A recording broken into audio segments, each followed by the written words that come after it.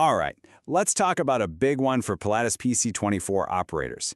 Back on December 12, 2023, EASA dropped a really critical airworthiness directive. And hey, this isn't just some minor paperwork update. We're talking about a mandatory action that goes right to the heart of flight safety. So let's break it all down. So here's what we're going to cover in this briefing. We'll start with the critical update itself, then dig into the root cause and the risks involved. We'll figure out exactly which aircraft are affected, what you need to do and by when, and then we'll wrap up with a summary for management and your next steps for compliance. Sound good? Let's get into it. Okay, so let's jump right in with Section 1, the critical update. We're talking about a mandatory safety directive here. It's filed under ATA Chapter 30. Which, as you know, is all about ice and rain protection. And it zeroes in on a potential failure in a really specific part of the PC-24 system. So here are the high-level details, straight from the source. The issuing authority is, of course, EASA. The AD number to remember is 25-188, issued late in 2023. It applies specifically to the Pilatus PC-24, and the subject is super precise, the left-hand windshield heating solid-state relay. All right, now for the big question. Why was this AD issued in the first place? You know, getting to the root cause is absolutely key for real safety management. So, the component we're zeroing in on is called the solid-state relay, or SSR for short. Now, its job sounds pretty straightforward, right? It's basically an electronic switch that flicks the windshield defog system on and off. But, and this is a big but, a tiny flaw in this one small part can lead to a major problem. So check out this failure scenario. This is exactly what EASA is worried about. First, you get a dual generator failure. Okay, that's serious, but it's something crews train for. So what do? They activate the battery-powered emergency windshield heat. But here's the kicker. This faulty SSR can actually allow current to flow backward. And when that happens, it can knock out the entire emergency heat function, precisely when you need it the most.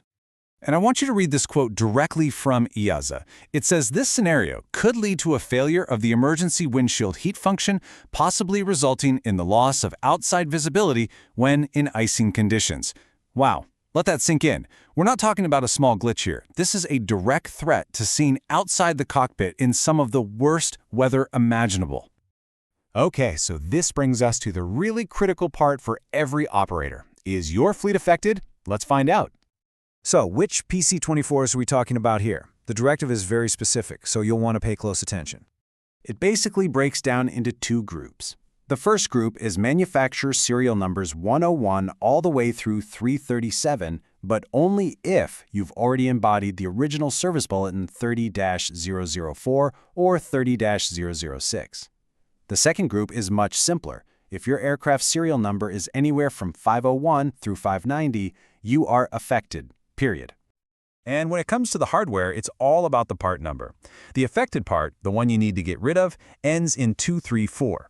The new serviceable part you need to install ends in 235. It's literally a one-digit difference, but that single digit makes a world of difference when it comes to safety. Okay, let's switch gears and look at this from the camo perspective. What are the required actions, and what are the timelines we're working with? Here's the number you need to remember. 16 months. You have 16 months from the effective date of the AD to get this done. That's a hard deadline.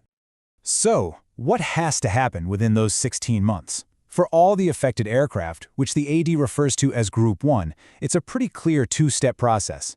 First, you have to modify the airplane, following the instructions in the Service Bulletin. And second, that modification involves swapping out the old part for the new one. And where do you find all the nitty-gritty details? The single source of truth for this job is Pilatus PC-24 Service Bulletin 30-007. Think of it as the official playbook for your maintenance crew. And this is really important. The AD makes it crystal clear. From the effective date onwards, you cannot install the affected part, the one ending in 234, on any aircraft. The goal here is to get this faulty component completely out of the supply chain for good. Okay, let's zoom out a bit from the nuts and bolts. What's the big picture here? What's the operational impact for management and safety teams? When you look at the key areas this ad hits, it's obvious why this is such a high priority. You've got flight safety, which is always number one. You have regulatory compliance, which is, absolutely non-negotiable. And then there's the operational downtime. Every modification takes time, and that has to be planned for very, very carefully. At the end of the day, all the planning, the cost, the downtime, it all comes down to one thing: preventing the potential loss of pilot visibility. It's about making sure the crew can see, especially when they're flying in tough icing conditions. All right, let's wrap this up with a clear call to action. What are the next steps you need to take right now? So here's your action plan, your checklist. First, identify all affected aircraft in your fleet using those serial numbers. Next, get that maintenance scheduled to comply with Service Bulletin 30-007. Make sure you hit that 16-month deadline. Then, of course, update all your maintenance and parts records. And maybe most importantly, make sure your camo, planning, and maintenance teams are all talking to each other. Coordination is key. So, what's the bottom line? The bottom line is that compliance isn't optional. It's absolutely critical for flight safety.